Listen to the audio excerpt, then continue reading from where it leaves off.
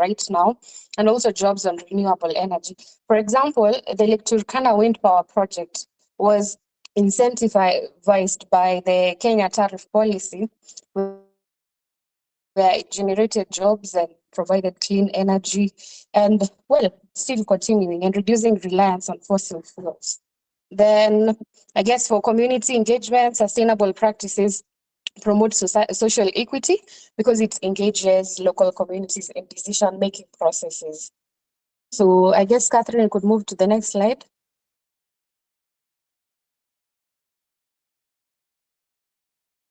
Yeah. So I've mentioned some of them will be a bit repetitive, but I've mentioned, so I'll just take a quick deep dive into this. We have the benefits that are derived from sustainable practices. So it's not sustainability on its own as an independent variable where we say sustainability benefits. No, it's actually the sustainable practices themselves that bring about now the benefits. So you have boosting of brand reputation. In today's market, consumers are, you see, they are well informed. We have social media, we have TikTok, we have all other platforms where all these consumers are very, legible. They know what is happening right now in the world. So it's just the tap of a screen and you know the latest trends in here. So when a company is prioritizing sustainability and it demonstrates it through its ethic, product, advertising, and everything, it enhances its brand visibility. For those who use, for the ladies in the house, those who use this brand called COSAR X, there's a time that people had really complained because they thought it's snail mucin. You apply snail mucin on your skin. So people had really raised concerns because they thought it's causing harm to the snails, which also forms part of the biodiversity in sustainability. So Osarex had to come out and explain that they actually do not kill the snails. The snails are just placed in a controlled environment where they can be harvested safely, and then they just take the snail mucin itself. But the snails are not harmed. So this is also a matter of brand reputation because if that was the case, then you could bet they could lose majority of their clients and also revenue. So we have enhancing long-term viability. So committing to sustainable practices is signals to stakeholders. See, if I am a stakeholder to an organization and I see that they uphold sustainable practices, so obviously I would be confident to invest in that particular group of companies or that particular company because I know at the end of the day, the business is showing that it's planning for the future and it's considering social and environmental impacts and also the environmental impacts. So I'm more likely to enjoy the longevity when it comes to a competitive market. Then we go to driving internal accountability. It's also more of internal. We also have internal stakeholders who are the employees, we have the management. So sustainability initiative require companies to set goals, of course. So if you have a sustainable strategy, you have a sustainability strategy or policy, then it makes you more accountable to saying, we can measure progress of where we are or vis-a-vis where we want to be. Then it promotes internal accountability because at least it encourages teams to strive and get there. For some organizations, we have sustainability committees who oversee this, and they can be tracking to see that they are getting to the point where they want to be from point A, say to point D. Sustainability is a journey by itself. Then we have propelling eco-friendly innovation. So for eco-friendly innovation, I'll give you an example.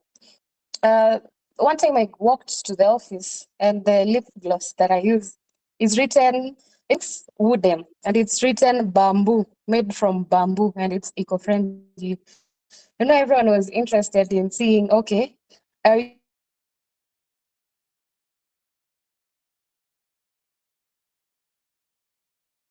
you sure it's really bamboo? And can I just visit their website and see what they sell, what other things they sell. You see, sustainability enhances like the promotion of the eco-friendly innovation. Or you come up with such things, being innovative, trying to see how we can package and reduce plastic, and you can improve overall performance. So like maybe switching energy to renewable energy can cost you lower. And so sustainable material can also enhance product appeal and durability. We have communicating progress to stakeholders. I've mentioned the stakeholder part. They want to know what is it that you're doing. And do you promise that longevity or is it just a temporary present thinking? You know, right now with the economy and with everything, everyone is just thinking of the future. When we talk about reports on impact consistently and credibly, is also tied to accountability.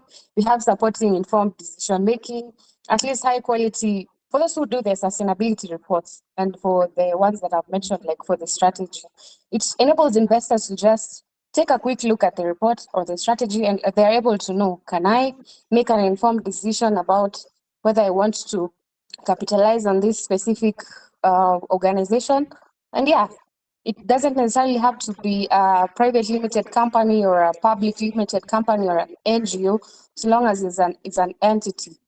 And sustainability is practiced all through everywhere. Even every day when you walk on the road, you're supposed to practice sustainability by not literally everywhere. Well, that is, at least everyone knows about that, but I'm not sure if everyone practices that. So we talk about of our GRI that we see we have the next cohort in November. So yeah, that's how they are related. And when I talk about business resilience, it's that you have a strategy, you're seeing the future, you see where you want to be vis-a-vis where you are. And what I've told you, it's unprecedented. You're not able to tell what will happen in future. So at least you have mitigation in case something happens or you want to follow the trend in the industry. Soon, you get a new regulation that says all companies, if you're registered on business registration platform, you have to have a sustainability strategy. But you don't even know how to go about it. You have to report. You don't even know how to go about the report. So if you're a champion, you're able to trickle it down to your peers, even to the management, and don't explain it to them that this is relevant for our business to be a going concern. Catherine, you can go to the next page on trends in sustainability reporting. So yeah, we're in terms of sustainability reporting. These are now, we're in 2024, we're now heading to 2025. We don't want to do things the generic way, the traditional way. We want to do things in a way that we are, what they say, .com. We're doing things that are at even higher, not even at par with your peers, higher than your peers. And it also brings competitive advantage, obviously. So integration with financial reporting is number one on the list, because traditionally we used to do just financial reporting, it's just the figures. But right now people are doing integrated reporting where sustainability is part of it. It provides stakeholders with a comprehensive view of their overall performance. Like an example of a company which publishes an annual report, maybe then you combine sustainability metrics to it as well. We illustrate how sustainable practices contribute to profitability and long-term growth.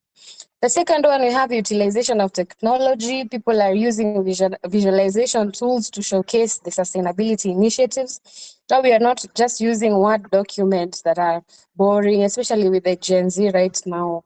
The people who are active in organizations doing all the bulk of the work, they want to see visuals, they want to see nice diagrams and, you know, apps and softwares that you can use, not just reporting the traditional or generic way. And then we have incorporation of scenario analysis. Scenario analysis is where you predict, I've mentioned, you try and do a simulation where you predict that if this will happen, then what is the likely mitigation factor that you are going to use? So you assess the potential of future impacts and the environmental risks that they disclose on their preparedness. We have alignment with global standards. That one, Owen will talk more about it when he's touching on GRI.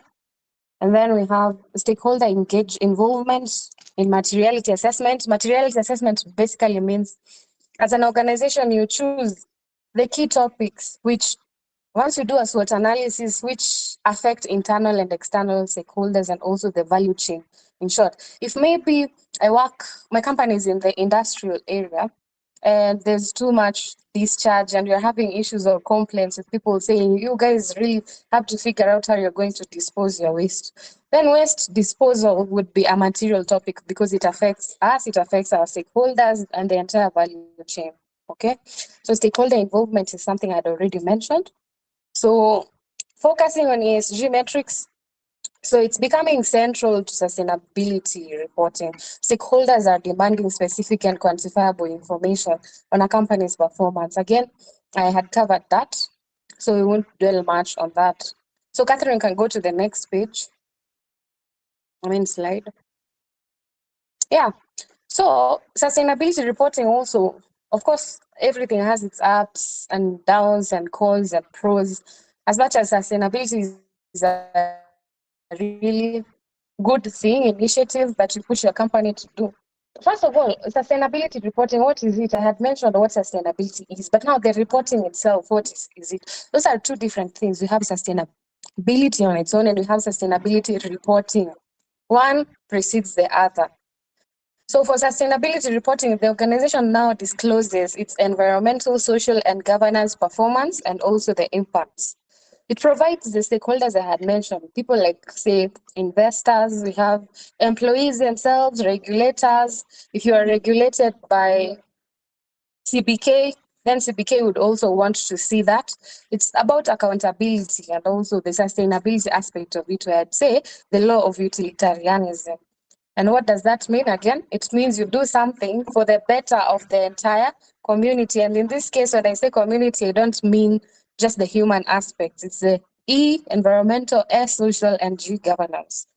So you provide them with transparent information about how your company is managing its sustainability initiatives.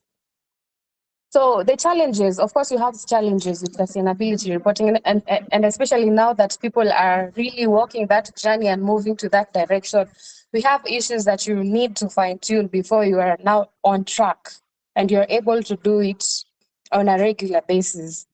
And by regular, not every day, of course. You see, maybe for the reports every year. For a strategy, you could review monitoring and evaluation. So for the volume and complexity of data collection, trust me, it takes a lot of effort and it takes a lot of information to even come up with a sustainability report or strategy. And some of the information that is needed is something you have to look for in the archives because you don't have it on your desktop or server. You have to check for the archives to see, oh, where did we put a certain document? So there's no data centralization. And the complexity of the data required for the reporting, it can overwhelm resources. So another one is the long-term impact as a measurement. So measuring impact on sustainability initiatives, it can be challenging because results often take, for example, I'll use the same example I used for planting a tree. I plant a tree today, for it to start tapping in carbon. I don't even know the type of tree I've planted. Is it a mugumo tree or what? I just planted for the sake of planting, so because I want that sustainability notion to trickle down in my company. But before the tree grows and you're able to measure the impact, it takes quite long. So long-term impact measurement rather or assessment is a big issue. You have complexity in calculating some scope emissions. I had mentioned greenhouse gas emissions are not just carbon dioxide. We have methane, we have fluorocarbon. And for that, we have different scopes, which is also part of the curriculum that we have. So I'll not be able to expound a lot on that. But measuring scope 3 emissions is very difficult. Scope 3 is the one that is generated from activities that are not directly controlled by the company. So that is a major issue. And then we also have, which we have not put it here, but I think it's good if I mentioned it, the aspect of greenwashing that I had mentioned before. We are going to exaggerate statements and say, this is what we did. We are carbon free. We are this, we are that. You see, misleading. You're misleading the organization, the general public. And we have the evolving sustainability reporting regulations, which is also difficult to get at par with, especially, okay, Owen will talk about the standards and frameworks, but you see, keeping up tabs with them is difficult. And then we have increased need for compliance, navigation. For that, the growing number of, is also tied to the previous one, I have said, the growing number of sustainability frameworks and standards. You must stay informed. You must be ahead of the, I'd call it a trend analysis, where if we do and see this is what is happening in the industry, we need to review our strategy, we need to add this in our next report. So it's obviously not easy, and these are things that you need to learn for you to be the ESG champion. So we can go to the next slide.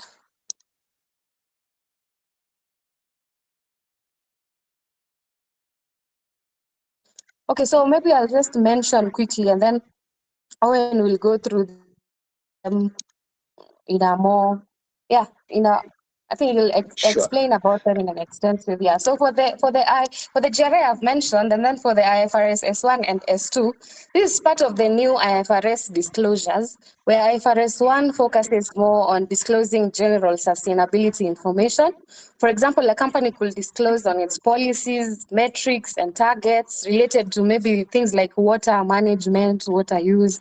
But for IFRS 2 is specifically on IFRS 2 is specifically on climate disclosure, where now you focus on aiming global consistency in sustainability reporting. But now this is specifically on climate.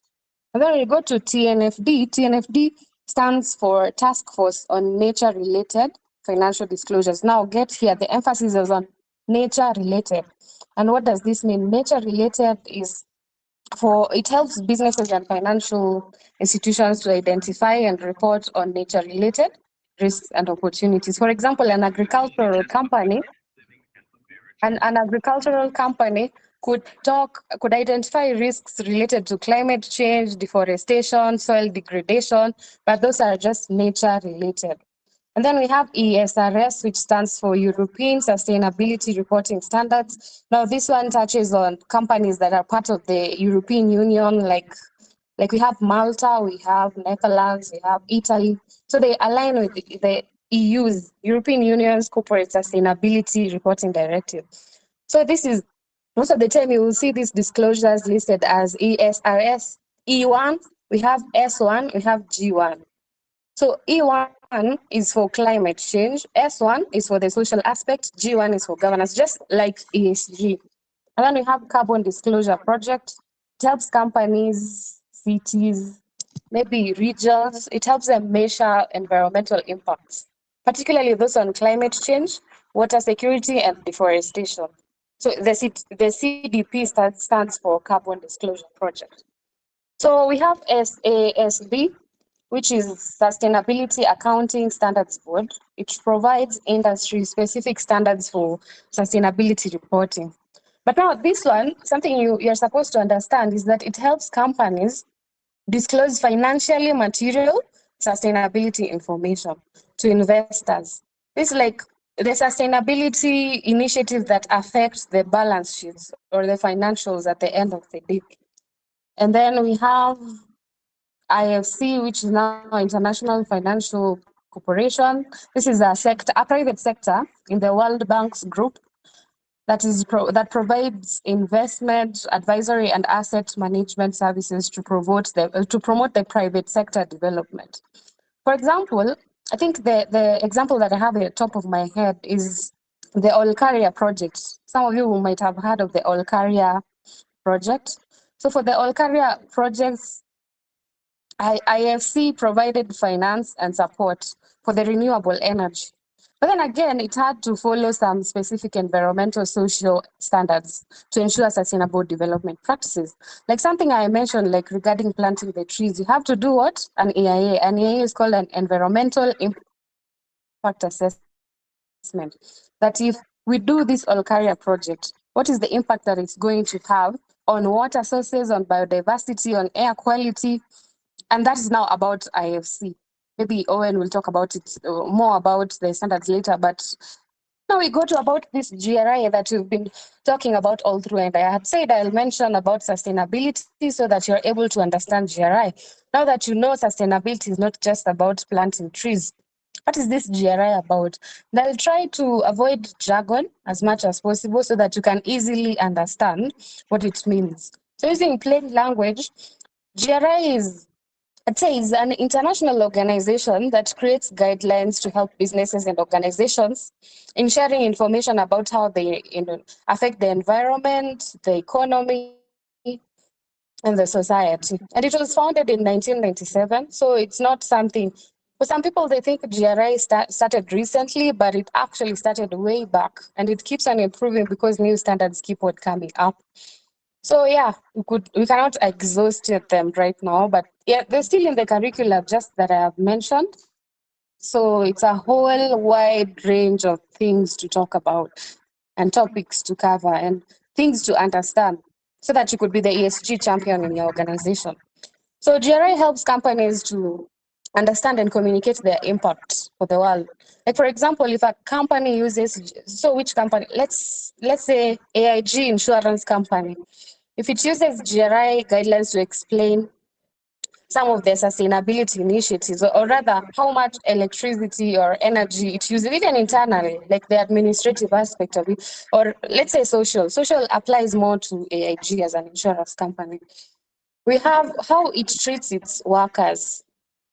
We have how it contributes to local communities. So you follow these guidelines because GRI must hold you accountable to some of these things. So you are able to show how you are being honest to the practices and involving stakeholders. I've really placed emphasis on stakeholders because they play a critical role in a company's sustainability journey. And then the main aim of GRI to encourage companies to be responsible and make choices that support sustainable development. You now understand what sustainability means. And you consider the well-being of people and planet. People and planet, that is very much, the K is constant in this, people and planet. So, Catherine, you could move to the other slide. So why choose GRI? Because at the end of the day, you have to understand, we are talking about GRI, we're talking about sustainability, but why choose GRI? Plus, there are many other standards I have mentioned, like I have mentioned the one for European Union. Of course, that does not apply to Kenya. I've mentioned the one for carbon disclosure project. Now saying we should choose GRI. So for GRI, we're actually one out of the very few organizations with a license to train on this. And we've really capitalized on it because we understand the whole essence of sustainability. As a sustainability firm, we have to walk our talk. And that's why we said we have to really impact Africa, Kenya, to understand these things so that we can now be at the forefront in terms of sustainability reporting, sustainability practices. So why choose GRI? Improve decision making. Organizations are able to evaluate their performance in the key sustainability areas. So, for example, you have a strategy and you're looking to head into this direction, and you review it every single time, maybe quarterly, yearly. You're able to the leaders. You can help the leaders, or maybe they can go through it in a board meeting and XCOM training to make informed decisions that align with the strategic goals and stakeholder expectations. I've said this for the fourth time. Stakeholders are very crucial when it comes to decision making and sustainability practices. Then we have compliance and risk management. GRI helps companies to identify and evaluate risks that are related to ESG. I know majority of you are familiar with ESG because now ESG is what the term that many people are using. But this proactive approach enables organizations to mitigate the potential negative impacts. I've told you, but you don't think about the consequences it has. Maybe by planting those trees, you're going to displace somebody who is living within that area because you want to occupy that land. Well, that does not do any justice to that person, but are there mitigation to these potential negative impacts? Do you have alternatives that you can remove this person from here and maybe go to a nearby place, but not displace them completely? Now we have stakeholder engagement. I think I've emphasized a lot on stakeholder engagement, so I won't repeat that. Again, we have enhanced transparency. For enhanced transparency, you just promote clear and consistent reporting when it comes to organizations' ESG impacts. For example, a company, let me use an example of Nestle. If I use an example of Nestle, it publishes its annual, you can actually find it online, a very nice annual report. You could download them. Nestle publishes annual sustainability reports based on GRI standards, detailing process or progress in areas like responsible business practices, responsible sourcing. So we're able to see about their sustainable supply chain. And it's also talking about greenhouse gas emissions. And I have told you, greenhouse gas emissions is not just greenhouse gas emissions. It's those emissions that come from planting tomatoes in the greenhouses when you're heading to Timau, for those who have been in Timau, until I got to then realize later greenhouse gases refers to something totally different. Like I have mentioned to you, at least now for those who didn't know, they know. So you open, like for Nestle, it now enhances their brand image because they have enhanced transparency. We have competitive advantage. Now, this one, obviously, for the competitive advantage, if your business is at the forefront, you are champions in terms of sustainability. Investors, clients, and everyone would want to associate with you. So it attracts, it doesn't only attract environmentally minded consumers, but also strengthens the customer loyalty because they know they can rely on your brand.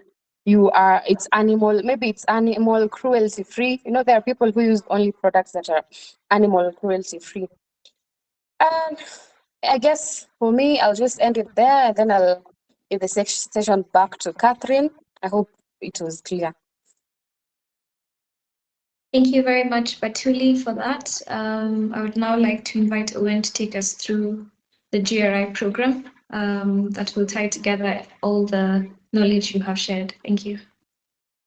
Okay, thank you very much, Catherine and Batuli, for handling the first session. And I'd like to start with talking about the various frameworks that are there.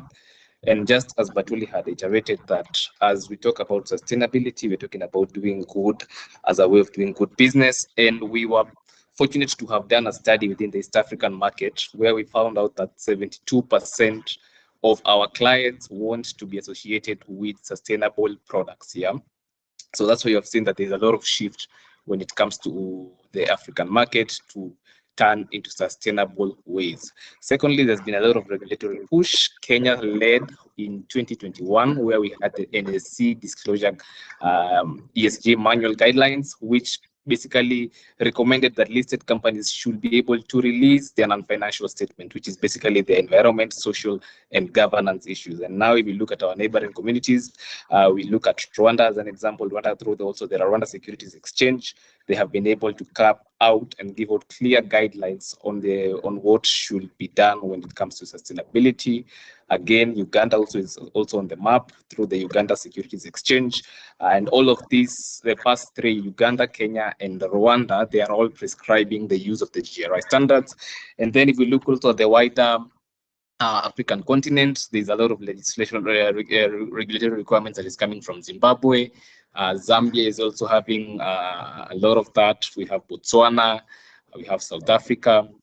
And clearly, just to give you a bigger picture of what the various regulatory frameworks that are there, we have most companies, 69% of companies globally adapting the GRI standards. And then we have what now we are calling the Sustainability Accounting Standard Boards. And just to give context, as Batuli had rightly put, we have what we call the IFRS Foundation. Yeah? And the IFRS Foundation was able to come and consolidate a number of reporting frameworks. The first one being the Sustainability Accounting Standards Board. We have the Task Force on Climate-Related Financial Disclosure, which is also consolidated, which is now what we majorly refer to the IFRS as 2.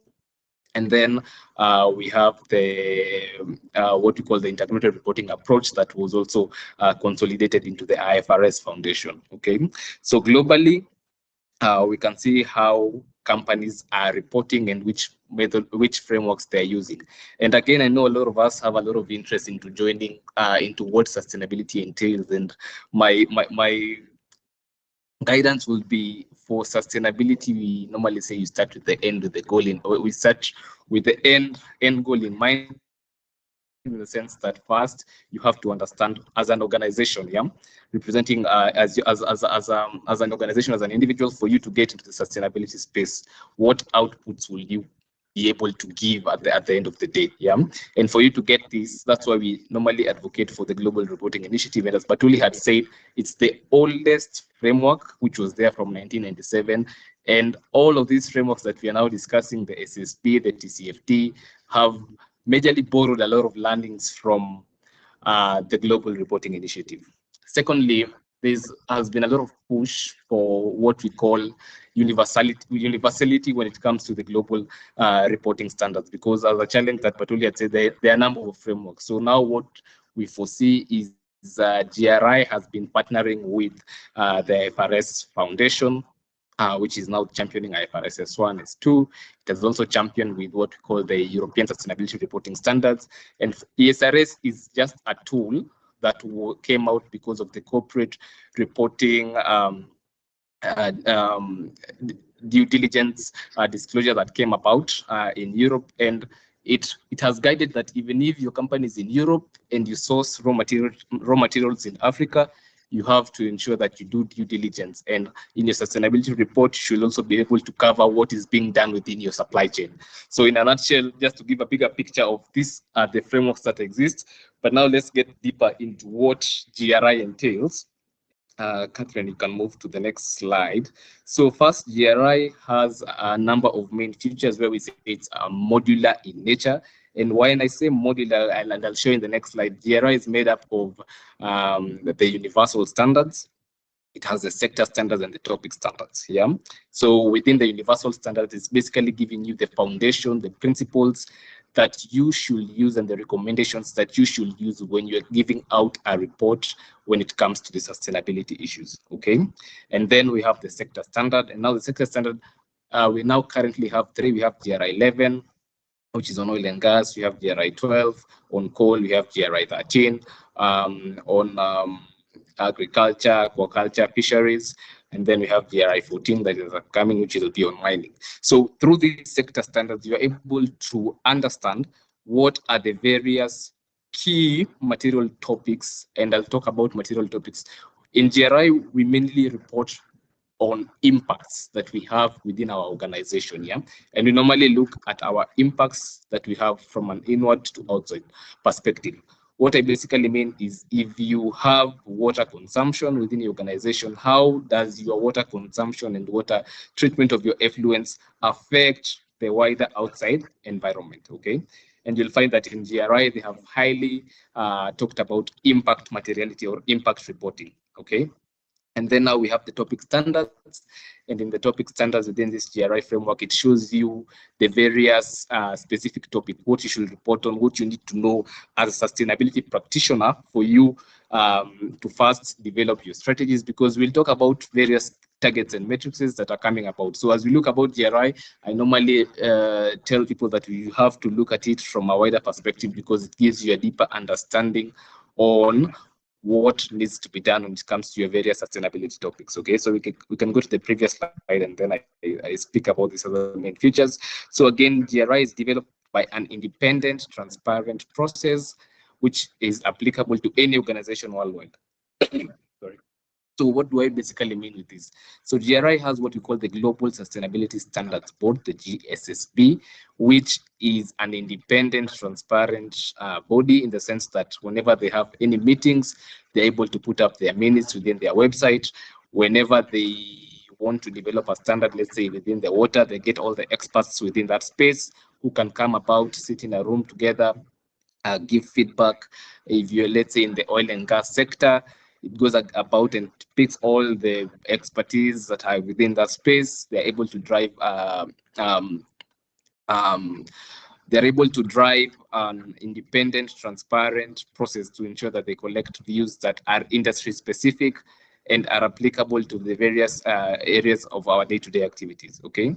So again, it's based on expectations for responsible business conduct. And here, basically what we're saying is, if you look at the GRI standards, you look at what we have, what we call the ILO, International Labour Organization, what we call the multinational organization for the OECD, yeah, what we call the Human Rights Declaration, what we call the International Bill of Human Rights. All these international documents that are recognized are basically have been consulted when they develop these standards. So you find that when you're applying your GRI standards, you're able to quickly kill two birds with one stone when it comes to the various requirements that are there, okay? And again, I said it includes a set of requirements and reporting principles that have been highlighted within the universal standards, and then it's compatible with a range of reporting frameworks, okay? I've mentioned the frameworks that are there, and what we are seeing right now is there's a lot of interoperability on the different frameworks that are coming about. And in the future, as I look at the future, we have the GRI. So what will be big in the next few years, we have what we call the SSB standard. So that is talking about IFRS S1 and S2, and we have what we call the ESRS. And if you look at the European Sustainability Reporting Standard, basically they mirror the GRI standards, and they have borrowed a lot of things also from the SSB. So you can find that as you look at these frameworks, they have a lot of mirroring from the GRI standards. And as I said, GRI was the oldest, so it explains why most of them have consulted. And also we find that there's a multi-stakeholder working group within all these standards, because the basic call is for universality as we move ahead, because today we are talking about GRI. SSB is mostly focused on the financials bit of sustainability, but again, we're finding that there's a lot of interest when it comes to interoperability and universality at the end of the day. And you find that even with the GRI, we have something that we call the content index, which if you're using the GRI, it has also guided you on how you also adhere to these other standards. Okay, so let's go to the next slide. So I talked about the modularity of the structures, and I'll just talk about the universal standards. So in the universal standards, just go back a bit. So in the universal standards, it's made up of mainly 3 standards. Where you have the GRI1. GRI1 basically gives you the requirements and principles for using the GRI standards, basically the constitution and the foundation of how you use the standards. And then you have what we call GRI2, which is the general disclosures about your reporting organization. Here is where you'll talk about your reporting habits, you'll talk about where you're located, you'll talk about your employees, your governance structure, your policies, how you engage with your stakeholders in a nutshell. So that's what GRI2 contains. It has about 30 specific disclosures that organizations should be able to speak to and reflect on as they progress. And then we have what we call GRI3. Now in GRI3 basically gives you guidance about your organizational material topics, and highlighted that GRI has the impact reporting approach, but then we have now what we call the double materiality, which we will cover as we join in the next class within the next 2 weeks. Okay, so as we talk about the material topics, you'll have the GRI, what we call GRI 3.1, where it basically highlights on your process of determining your material topics. We have what we call GRI 3.2, which talks about your lists of your material topics. And then 3.3, you talk about management of how you manage your water, as an example, how you manage your employee well-being, how you manage your various ethical issues. Okay, so within the universal standards, you'll have the one with the basic rules, GRI2 with the general disclosures, GRI3 with your materiality assessment and material topics, which will then be guided by the sector standards that you are in. And then again, we'll go and look at the topic standards to get the specific disclosures that you should report on. Okay, so we can move to the next slide. Thank you, Catherine. So the next slide is about GRI modules, and you'll find that as we start, we'll first talk about reporting with the GRI standards. This basically gives you an overview of what the GRI standards entail. We will define what sustainability is, and you all know that sustainability, if you're living sustainably, is you are using resources responsibly, in the sense that for our future children, they'll be able to get the same benefits that we're enjoying. We're enjoying clean air, we are getting clean water, and the thing that has been said now is we are the only generation that can have impactful change when it comes to sustainability. So again, we'll have a lot of discussions about what sustainability entails, and then we'll bring in the reporting aspect. Also, a lot of people are interested in developing their ESG strategies. We'll also highlight how these reporting standards, the GRI, how it guides you on how to develop your strategy, how you can use your report to talk to the various stakeholders, because you find that there are various stakeholders. You might be having regulators who have their demands. You might be having investors. And Batuli mentioned that we should use our sustainability reports as business development tools, that they speak and shout of the things that we are doing to be a sustainable company. Yeah. Again, we have the second module that is mainly focused on human rights. And here we basically discuss what human rights are, the various guiding principles that are there. We look at the International Bill of Human Rights. We look at the various ILO standards that have been put and how they apply to our day-to-day activities. We'll also reflect on the various myths that are there. and when we talk about sustainability and human rights. And again, we look at what we call the universal guiding principles for universal guiding principles for responsible businesses, which is now one of the universal acknowledged principles that speaks about the various areas of human rights. Again, once we do this module, we will discuss about integrating the SDGs into sustainability reporting. And we know that in 2015, it was a very beautiful year because we were able to talk about our Agenda 2030, which we call the global goals, the SDGs. Yeah, so we'll be able to show how to map your SDGs within your material topics, within your organization context, how you report your SDGs, how to look at the various specific targets and indicators that speak to your organization. And once we are done, remember these 3 modules have 3 certificates. So once you do the first one, you get the first certificate. Once you do the second one, you'll get the second certificate. And then once you do the third one, you'll get the third certificate. So for you to be acknowledged as a professional, as a sustainability professional within your space, you have to do what we call the GRI professional certification exam. Yeah, and it will basically come out of these 3 modules. Okay. And I'll tell you, because I know most of us, when you hear about exams, there's a bit of a panic, but I'll give you the good news of what we do to ensure that our students don't struggle when it comes to the exam. We handle these modules. Remember, we have handled about 16 reports.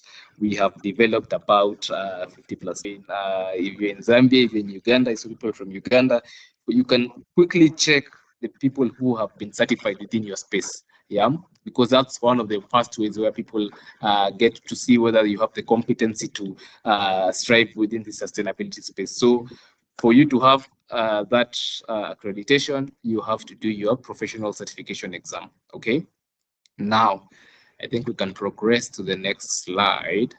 So as I said, the applicability of the GRI, it's a universal framework, one of the oldest. All these frameworks that are coming up have highly mirrored what is in the GRI framework. Again, we said it has industry specific adaptations. We talked about the various sectors that are there within the GRI standards, and the GRI. And I'll mention this. GRI has a linear approach in the sense that the sector standards keep on improving, the topic standards keep on improving. So with the day-to-day activities, they keep us on the go with the knowledge to ensure that we have the best experiences in terms of knowledge of what is coming up worldwide. Okay, so it will have your industry-specific adaptations. And also it will give you it will also update you on a regular on the various standards and how they are changing and how to conform onto that. Again, it has a global relevance, and again, the universality of it.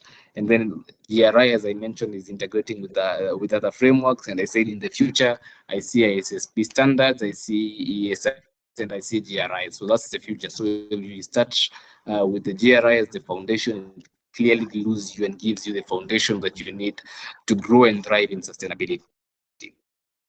Okay, and I think I mentioned point number 5. So let's go to the next slide, and I am waiting to see your questions. Yeah, so when we talk about the components of the GRI training, now we are in the space, we're in the sustainability business, and our aim as Impact Africa is to create impact to the individual lives. So we will show you the key features of the GRI standards, to practically use the GRI standards to prepare your sustainability reports. We will show you how you understand the relationship between sustainability as a whole, sustainability development, and sustainability reporting, because these are very different concepts and can be interpreted differently. Okay, and then you learn the value of reporting. We'll have case studies and see companies that do their reports. We'll talk about the KCBs in Kenya. We'll talk about the Safaricom. We'll talk about the Equity, and how to create your narrative to fit the intended stakeholders that you want to meet. Various impacts which we now call material topics. We will be able to help you as a company within your space to know how to identify your impacts, how to prioritize your impacts, and how to link your impacts with the various sustainable development goals. Okay, and as we do that, this is basically how you will conduct your materiality assessment and your stakeholder engagement. Okay, and then we learn how to develop your report content if you're doing it for reporting. So it's all encompassing. Yeah, which language you should use when you're doing your reporting, what areas you should check. Yeah, because you have seen in Africa, most of our media stations, unfortunately, they want to see that we have reported on fraud cases, and then that's the main topic that they pick. And you'll find on our if you're in Kenya, you're reading Daily Nation, Safaricom sacks 10 people due to fraud. So that's normally what they sell, instead of selling what Safaricom is doing to ensure that they are driving sustainability. And I'm going to talk lastly about we provide you with the guidance and the necessary support that will help you to guide your sustainability journey, both professionally and from an organizational level. Okay, so let's progress to the next slide. And here we are asking ourselves, why train with us? Okay, so we have been in this space led by even our lead partner and consultant, Dr. Mungai, has been in the space for the last 10 years and has trained the last 10 cohorts. We were training it with a sister company. And then if you look at this year, we have done, this is our 5th cohort. And for this 5th cohort, we came in with a lot of goodies, as I can put them, where we have developed 5 more mock exams. We have now added another one that will help you to sit for your GRI certified sustainability professional, because we understand people, we are all making investments to learn the 3 modules, and for us to be known and accredited as sustainability professionals, we have to sit for the exam. So immediately we start our week from November 11th to November 15th. We will have about 2 or 3 weeks where we will sit for the exams. And here it will be a learning point on how to do this, the practicality of what our training enforces. Yeah. So we will train you on the mock exams. We will train you on how to develop your GRI content index, how to write a report. So these are the practical examples that we will be giving as we prolong and extend ourselves for the next 2 weeks. Okay. Again, 96% of our students have passed the exam, and this year only we have trained about 120 individuals. And as we do this program, even with the mock exams, we normally want within the next month, we are confident enough to sit for the exam, because we know people fear exam, and sometimes we procrastinate and end up not getting doing the exam. Okay, so for that, that's why we have the mock exams, and this has barely shown us a lot of efforts in terms of people who passed the exam, and the average score has been 85%. And you'll realize that if you can compare, we have trained 168, and then there are those, I think I got that number wrongly. And then if you compare now, people who take who sit for the exam, also sometimes people fear. So, but then we have seen a lot of change when it comes to people who have sat for who have gone through the 3-week program that we offer. And friends, the training will take place from that 1 week. So we extend ourselves for the next 3 weeks to ensure that we are all progressing well. And our team is made up of the 3 trainers. We have Dr. Mungai, who was unfortunately unable to join today. I'll be here with Patuli to guide you. And apart from that, we normally have what we call our alumnus program, where we have a group of all our students. And this group is normally used so that we can have day-to-day interactions. As you have your various challenges within your sustainability space, you're able to share the various challenges and also opportunities that are there within the fellow sustainability practitioners. So once you're done with that, with the cohort, we'll then enroll you to the bigger cohort that we have, and we are planning to also have, we plan also to have meetups for the cohorts where people can meet and share the experiences from when they were accredited and supported as sustainability professionals till the various challenges that they are getting and opportunities also, because as I said, the amount of opportunities that are there within the sustainability space it's a lot of opportunities. A lot of people are looking for sustainability professionals. Yeah, and also there are also people who I know are consultants within this space. Again, as you get your certification, it also gives you the buy-in to be able to go and pitch and help clients. Okay, so let's go to the next slide. Okay, so as you train, I said we'll have as we start, we'll have case studies. Our classes are very practical, and you normally have people normally put their mics on a lot of, but because there are a number of questions, there are a number of opinions that are there for them to understand. So it's normally a very interactive session. And because it starts from 5 p.m. East African time to about 8 p.m., I can imagine if you are at your workplace from 8 to 5 and then you get into a boring session, it will be very bad. So I promise if you join us, you'll be able to enjoy the 5 to 8 sacrifice that you're doing, because people will really share good experiences that we enjoy and interactions and conversations that are within the sustainability space. Again, we'll have also practical experiences because, as I said, our core business, our flagship program within Impact Africa is sustainability. So we'll be able to look at sustainability reports that we have done on an individual capacity as Impact Africa, and also you'll be able to share your experiences. Some of you also have released reports within your organization. It's an opportunity for all of us to be able to ask questions and look at how to practically develop the reports, and also know how our strategy is also linked to the reports. Okay, and then we say it's flexible learning. So to get everyone on the right track, when you say flexible learning, is you're able to join virtually from 5 to 8 p.m. East African time, and we will share the recordings for the classes that we have. Okay, so in case anything was not as clear, you can clearly go ahead and replay back your recording, and also reach out to us through the WhatsApp group, through my number. I normally give a 3-week leeway for as we are training. Even a month leeway, you can always call and ask any questions as you're preparing for your exam, and also as you're doing your report. Again, we have a comprehensive curriculum that will be shared once you join in 1 week, and then there are 3 extra weeks that of the 1 week where we do the content, and the 2 extra weeks where we will be able to do our revision and also clarify certain areas that people might find challenging. Okay, and then also we give you the networking opportunity. We will connect with like-minded professionals, and you expand your sustainability network. And our classes, normally we have a lot of Kenyan and also people who are within Uganda, East Africa, Ghana, Nigeria. So it will be a good place for all of us to have expound on our sustainability network. Okay, so with that, this is our important announcement. And as I've been saying, classes run from 11th to 15th November, which is a 5-day. So we'll be able to cover these 3 modules within these 5 days. And then the deadline for making payments is November 8th. And the location for the class, I said it's a virtual session. We'll be able to onboard you. We have a system where we put our recordings, where you'll access your MOOC, where we have all the GRI standards and other reporting framework that are there in case you want to get more feedback on that.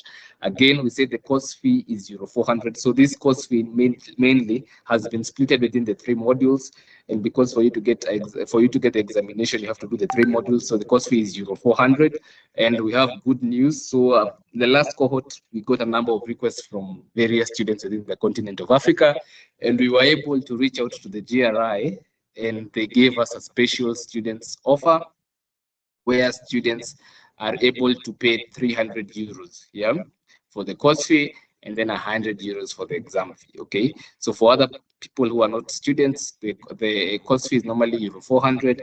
The exam fee is normally €250. And again, the other good news is if you do the course with us, we give you a 25% discount for the exam fee. So this total comes to €400 for the 3 modules. And then the exam fee, which is normally €250, once we give the 25% discount, it comes to €187.5. Okay, so for students, so if you are a student, an undergrad, if you have a child, a son, a brother, a sister, a cousin, a friend who is a student and is interested in joining in the sustainability space, we have this special offer that we are giving out for them to pay a total of €400 plus the exam fee. So 100 for the exam fee and €300 for the 3 modules. Okay. And once we are able to finish the exam, we will become GRI certified sustainability practitioners. Okay, so with that, I think we can move to the next slide. I'm not sure whether I'm done. Yeah, so we have testimonials here, and one of our good students shared one of their testimonial, and I'll ask Catherine to progress from that, and you can keep the questions coming. Yeah, thank you. Thank you very much, Batuli and Owen, for taking us through such a comprehensive session of explaining how GRI integrates with other reporting standards in sustainability, and how by adopting and doing this GRI training, you will be able to better understand sustainability and how you can impact your organization's activities and operations better. So as we progress, as Owen has mentioned, kindly continue to populate your questions within the chat and the Q&A, and we look forward to addressing them. Now, as you've seen from the previous slides, we have had 4 other cohorts this year, and from one of our cohorts, we hear the testimonial from Mimi Mabuti, who works in BAT and is the head of business communication and sustainability. And she says sustainability is everyone's business, not just corporations or businesses. It begins with each one of us as individuals. In keeping with this belief as a sustainability professional, I embarked on a certification journey with GRI. Key objectives was to enhance my knowledge and gain credibility as a sustainability leader. Dr. Edward Mungai led the Impact Africa team in tutoring me and some of my colleagues, which involved discussion sessions, mock exams, and spot quizzes. These were an invaluable asset as they familiarize you with the examination approach and get you to interrogate the contents. Another key resource was the study materials provided, which came in handy in preparing for the exam as they guide your reading and build synergies with the examination material. I would encourage any sustainability professional, especially those keen on disclosure and reporting, to pursue the GRI certification with an accredited trainer such as us, Impact Africa, and it is definitely worth the investment. So I do believe that all the over 100 trained professionals would concur with Mimi that through our program, as you've heard, we take you through a rigorous 3-week program where 1 week is spent on going through the training material and 2 weeks is spent on revision to make sure that you are positioned to not only pass the exam, but also practice going forward. At this juncture, I open the floor up to any questions from those who joined us on the different platforms. So from what I can see, I think the first question that comes in is there any prior certification that is required for one to embark on GRI? Okay, thank you very much, Catherine, for that. So the good thing with the GRI course is like any professional accreditation course. So if you have the basics of your undergrad, for most of our practitioners, even from 4 levels, but most of them O-level, but most of them, if you have done your undergrad, you don't have to have any other specification. It's more of a skill-based training kind of a training session, yeah. So you don't require any certificates, any licenses to have for you to sit for the course, yeah.